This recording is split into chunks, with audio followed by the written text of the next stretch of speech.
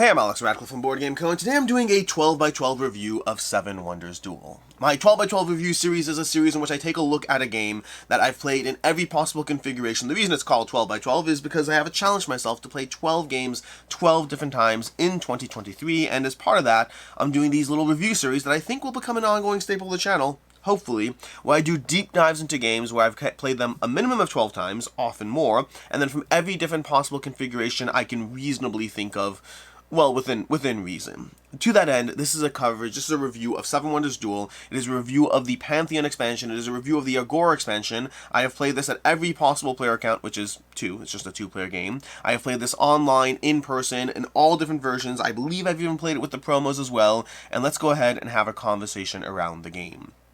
To start with, what is 7 Wonders Duel? This is going to be a high-level overview. My 12x12 reviews kind of assume a certain amount of knowledge on your end, but I will do a brief recap of what the game is, what the expansions add, all of that, and then talk about my experience with the game, how it's held up across that many plays, and how all the different ways of playing it have impacted my enjoyment of it.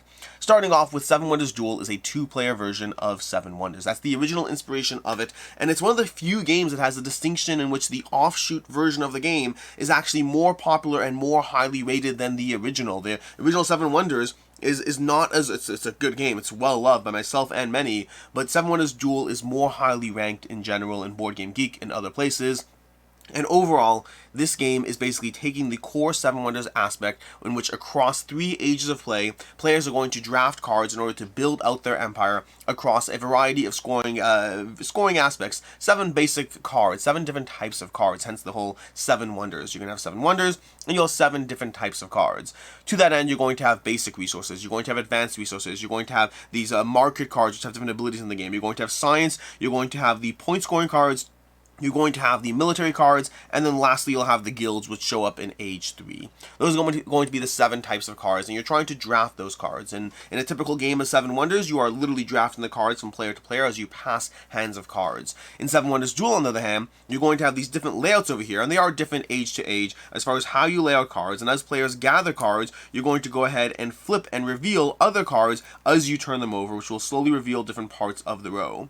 You're going through that card drafting mechanism to go through this tree over here, being mindful that as you select cards, you will inherently be opening the door for your opponents to take certain cards, and that lends itself to the push and pull of the game. You see, in the basic 7 Wonders Duel, there are 3 ways to win. You can either get to the end of 3 ages and have the most points, which is a fairly common way to win, but you also can dominate through military. Military is going to be a tug-of-war on this track as you move this token back and forth, and if it eventually hits one side, you're going to immediately win the game without even checking for the end game, and along the way you also have these tokens that will give you various bonuses for pushing far enough, as well as points if it does simply come down to endgame scoring. There's also a science victory, in which if you have enough different science symbols, you will again immediately win the game. This provides an interesting tension of the game as you are both trying to be as efficient in your empire as possible, trying to have as many points as possible as you build out the best, well, everything, but also being mindful that a player who has 3 points can actually win the game if they push one of those levers of victory too hard. If they push that science, if they push that military, they can actually win immediately, and so you both need to be mindful of the fact that if it does get to endgame scoring, you want to have the best score, while also being sure to both prevent and go for instant victories along the way. That is the core 7 Wonders experience, 7 Wonders Duel experience. Now, well, I should add one more thing, which is you also have these wonders, as you might imagine, since it's called 7 Wonders. You have these wonder cards you're going to draft at the beginning of the game, and you can place a card. During the course of the game, you're going to either take a card for its benefit, discard it for coins, or alternatively, tuck it underneath a wonder to activate that wonder, gaining the abilities and or points of that wonder. That's the core 7 Wonders Duel experience, which means what does Pantheon add? Pantheon adds a whole new roster of gods. Basically, you're going to have these tokens that show up in Age 1, and as you gather tokens, you're going to start putting gods on the board here. And this is a good time to note that right now, the way things are currently set up wouldn't actually be possible. These gods would be face down in Age 1, so take into account, I just threw things together over here, and, well, it is what it is. But you're going to start adding these gods. It adds this whole entirely new god board, this thing over here, and then it adds the aspect that as you go through these cards, you're going to start, if you uncover this token, you're going to select 2 green gods, and choose one to put somewhere in this roster, which will affect their price in the 2nd and 3rd age if they're available, well, if they're still available then. those gods are going to give powerful abilities. But more importantly, they also provide you an action outside of drafting a card, meaning instead of having to take one of the cards on the table, sometimes you have an option. If you have the money to afford it, you have the option to gather one of these gods as well, which gives, again, lots of powers, lots of abilities, and another lever to be mindful of as far as how you push, forcing your opponent or yourself into certain card choices as you go through these stacks of cards. And then lastly, we have the Agora Expansion. The Agora Expansion is going to add all of this Senate area over here, which is going to be a push and pull. First of all, it provides another immediate endgame victory. If a player ever controls all 6 aspects of the Senate, they immediately win, which means you now have 4 ways to win this game. You have 3 instant wins that you have to be mindful of, plus, of course, having as many points as possible if you actually make your way to the endgame. And so you have this Senate over here, and as players take control of the Senate, they're going to lock in that Senate and say, look, I have control of this area over here, and then they'll take that bonus in that area.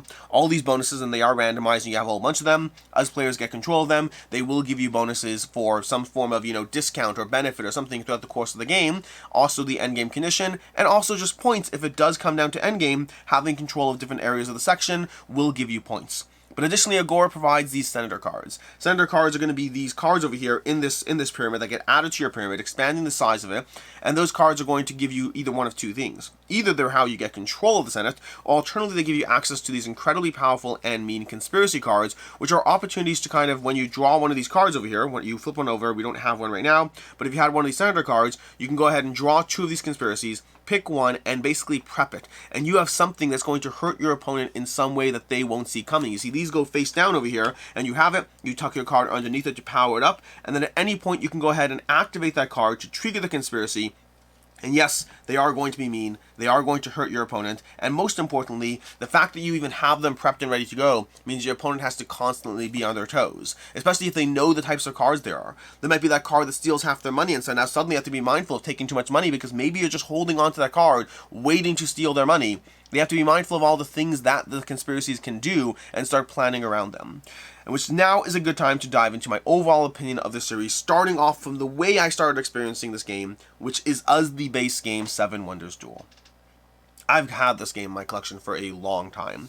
I want to say since it first came out around then. I love 7 Wonders. 7 Wonders is one of the few games, not one of the few, 7 Wonders is one of 2 games that has stood the test of time in my collection, being here since the very, very, very first purchase of games I ever made. I mean, the first 20 or 30 games I ever had, there are 2 left standing. Castles of Burgundy and 7 Wonders. Many games have been there for a long time, but those are the 2 from the original purchases I've made. And so 7 Wonders Duel was an easy choice to get my hands on when I had the opportunity. And for a long time, I enjoyed it, but I like 7 Wonders more. Both games have the same core elements. I have a full Play This Not That series where you can watch me and myself and Devin compare the games, talk about our preferences, but both games have a lot going for them. I think 7 Wonders Duel offers itself a more tactical head-to-head approach with another opponent, but ultimately I love drafting a hand of cards, and 7 Wonders gives me that drafting feeling in a way that 7 Wonders Duel does not. 7 Wonders Duel is a tactical back and forth of min-maxing, of hurting your opponent is as good as helping you, as you try to be mindful of every single action you take, and how a single person across the table from you will take that action. 7 Wonders, on the other hand, is a much more just build my empire, draft a hand of cards, being mindful of the people at the table, but focusing more on what I'm doing as opposed to how it affects one other player. 7 Wonders Duel gives you a very tight tactical back and forth that is incredibly rewarding to play through, that gives you that open drafting mechanism where you have a lot of knowledge of what's coming out this round, and you have to plan around the sequencing. There's a lot of card counting in this game, not card counting the way you typically understand it, but card counting in terms of, well, if I draft this, then you'll draft that, and I'll draft this, and I'll draft, and you'll get that war card, which will push you over to there. You have a lot of that in this game as you try to think through every single impact of every single decision, and it is an incredibly rewarding experience to go through. It always has been and always was. The Pantheon Expansion took me a little bit more to wrap my head around. I had initially mixed thoughts on the Pantheon Expansion in the sense that I enjoyed what the Pantheon Expansion did. It had powers and abilities, but I didn't always feel it was worth the extra rules teach, at least not at first. The more I've played it, though, the more I've gotten to appreciate and know most of the various cards. I say most because there are still, to this day, there are 15 different Pantheon cards, I think 15 different Pantheon gods, and from those 15, I would say that maybe 12 to 13 of them I really appreciate how they can be incredibly impactful to the game state at any given time, and 2 or 3 of them I generally feel like are a waste of time. But there are a lot of powers and abilities within those Pantheon cards, and those cards are absolutely potentially game-breaking, depending on how and when you execute upon getting them. And there's a few ways to get them. There's literally draft them into the structure. There's that open door card, which will always go into the structure, which will give you access to having any one of the top cards and buying those cards at a higher price, but you have access to 5 cards that you can pick from. And then there's also Wonders that will give you access to going through a specific god card type, saying I want the red god, the military gods, and I'm going to select that one that will really help me out in this engine. The Pantheon gives you notable powers and abilities that as two players learn the back and forth of Seven Wonders Duel, they become increasingly more incredible in terms of the knowledge of the impact they can have on the game state and how the players will interact with those cards. They are a lot of fun. I think it adds, again, it does add rules overhead. For me, that rules overhead was a kind of take it or leave it initially, but as time went on, it shifted strongly into the absolutely take it category. To me, the only time I do not play with Pantheon at this point is when I'm teaching new players Seven Wonders Duel, because I think it does add a lot. And I think picking up the game is a lot easier without those, but they are incredibly impactful. And I really appreciate and like what Pantheon does. Agora is more interesting. Agora has added a lot to the game, and I really like it, and I generally prefer to play with it. But it also adds a lot to the way you enjoy Seven Wonders Duel for a few reasons. First of all, it is incredibly cutthroat. Much more cutthroat than any other aspect. Seven Wonders Duel, by its very nature, because of it being a two-player head-to-head game, already means that hurting you is as good as helping me. And it means that because of that, there's a lot of hate drafting in this game. There's a lot of being mindful of not just what I want, but what if you want, and trying to ensure that you don't get what you want. There is a lot of that in this experience, even in the base set, even with Pantheon. Agora takes all that to the next level. You now have area control as you fight for control over the Senate. You now have these conspiracies that you're constantly prepping that will hurt the other players. The game becomes significantly more in your face when you start mixing in Agora, and you have to be okay with that level. If you think Seven Wonders Duel as it is mean, Agora will only escalate that to the next level, which means a few things. First of all, it means that I generally don't find Agora to be a fit for new players. Like, at all new players. Like, play Seven Wonders Duel, then immediately game 2 introduce Pantheon, have like 5 games of Pantheon, and only when someone is totally confident they are fine with what Seven Wonders Duel is and how aggressive it can already be, only at that point do I believe you should mix in Agora. Agora is much more head-to-head, and I think it can be something that enhances the gameplay experience of someone who is proficient in Seven Wonders Duel, and something that can be either way if you are not yet at that point. It could be something that a player playing the game for the second time might love, and it might help them like the game more. But it could also be something that makes them like the game less. Agora is more head-to-head, it is more in your face, it is more cutthroat in an already cutthroat game. I'll also say that unlike Pantheon at this point has become a game, and it's worth noting that I currently, I don't even know the exact count at this point, but I probably have something like 30 plays of Seven Wonders Duel under my belt in all the time I've had it. I probably have around 20 plays with the Pantheon Expansion, and probably around 10 or so with the Agora Expansion. I mean, none of these are new to me. All of these are experiences that I've gone through extensively, especially this past year. This past year alone, as part of this review process, this challenge process, I've gone through Seven Wonders Duel easily 15-20 times, most of those with Agora mixed in.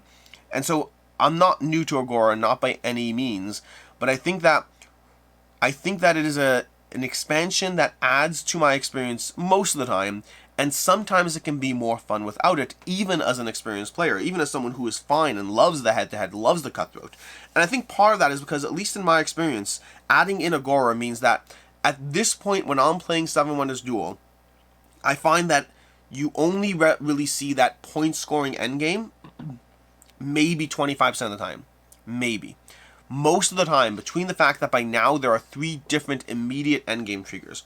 You can win through military victory, you can win through scientific victory, and you can win through control of the Senate. And having 3 different immediate endgame conditions that are always so tempting to go for means that only around 25% of the time do I even see that final, scoring condition.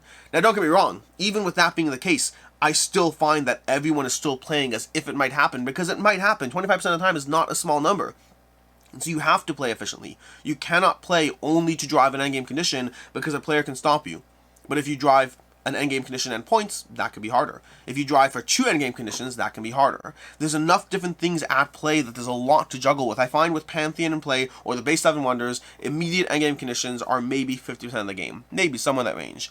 But adding even a single one more suddenly bumps it up more than the ratio we would otherwise think, just because of how much there is to manage and be mindful of, and that's something you have to decide if you're okay with or not. For myself, I am generally okay with it, It just changes the way I experience the game. If you walk into a game of Seven Wonders Duel and you know that there's a small chance you're actually going to be weighing up the score, it does change the way you interact with the experience. Suddenly that 6-point card or that 7-point card is a drop less appealing because there's only a 25% chance it'll even come into play as an actual decider of the game. And so you have to play mindful of points, but you play a drop less mindful of points. It pushes the game far more into that one-shot endgame, which I don't mind, but sometimes I want to just play Seven Wonders Duel and care about the blue cards I'm drafting, care about the guilds, care about those things that actually count every single point, or even that initial drafting of wonders. Which wonders you pick might vastly change depending on if you know that you're going to be going for points or not. And so while I really appreciate Agora, and I would say that I want to play with it probably, I don't know, 2/3 of the time, once in a while it's nice to sit there and say, you know what, I want the points to matter as I play through Seven Wonders Duel. And so that's overall the way the expansions have impacted my gameplay. I will say both expansions are available on Board Game Arena as well. If you want to try this game out and the expansions, you can do all of that on Board Game Arena. Playing it online is excellent. I find playing it in person is not bad at all. This is one of those games where sometimes when you play a game online, Feast Boden is a good example of this. Feast Boden, again, another game I've done a 12x12 review for, playing it in person has so much more setup than playing it online, so much more management that I still prefer playing it in person, but there certainly is something to be said for the ease of playing it online. With Seven Wonders Duel, the biggest thing is you don't have to manage the cards and managing this little thing over here, which is something. You'll save a few minutes, don't get me wrong. I believe playing on games online, if you don't mind the experience, I believe there's a lot of ease of play that is nice to have. But for me, this is still a game that I definitely prefer playing in person. The setup is not a lot, the cheer down's not a lot, the general table talk is improved and enhanced, the gameplay experience is better. I like playing it a lot more in person. And then finally, as usual, how does this game hold up to that many plays, especially in a short time frame? Again, in 2023 alone, easily 15-20 plays under my belt. How does it hold up to it? Just fine. This is not a game that has worn on me. This is a game that I do find playing it with the same players will enhance your experience. Playing with somebody who is growing alongside you will enhance how much you enjoy the game because you're getting better. You're seeing those little finer points of how to manipulate the machine in your favor, but so is that other person, and even better, they're doing so along with you. They know that push and pull. They know what it looks like when you drive for victory. They know what it looks like when you start trying to build up those senators so you can get a nice swing in the Senate. Seeing someone grow alongside you as you play is a good experience, is a better experience than simply playing Seven Wonders Duel on its own. But overall, as far as how it's held up, it has held up well. I still love the game. I think when I'm done with this video, I'm going to go ahead and start another game just so I can dive into it again. I like the push and pull of Seven Wonders Duel. I think that Pantheon for me is a nearly always ad expansion. Agora for me is a mostly ad expansion. And the game has continued to hold up across, I don't know, 5 years plus now at this point, 30 plus plays easily, and is still a very enjoyable experience that I definitely recommend if you are looking for a two-player head-to-head game that definitely has a degree of meanness, even in the base game, that will escalate aggressively if you add an Agora, and will be a battle of the wits, a challenge between two players for around 45 minutes or so, somewhere in that length. But that's my 12x12 review of Seven Wonders Duel. In any case, and until next time, I hope you found this video helpful. And as always, rating. I don't think I've ever actually reviewed this game. Sometimes when I'm doing a 12x12 review, I'm doing a re-review of a game experience, something like that. But so rating, let's talk about rating. For me, Seven Wonders Duel is a 4.5 out of 5. That is combining the Pantheon expansion in there. I think Agora wouldn't change that either way. Seven Wonders on its own, Seven Wonders Duel on its own is a 4 to 5. Seven Wonders Duel with the Pantheon expansion is a 4.5 out of 5. And with Agora, stays a 4.5. I'll mostly play with it, but not always. And with that, I'm Alex Radcliffe from Board Game Co. I hope you found this helpful. And as always, I hope you have a good one.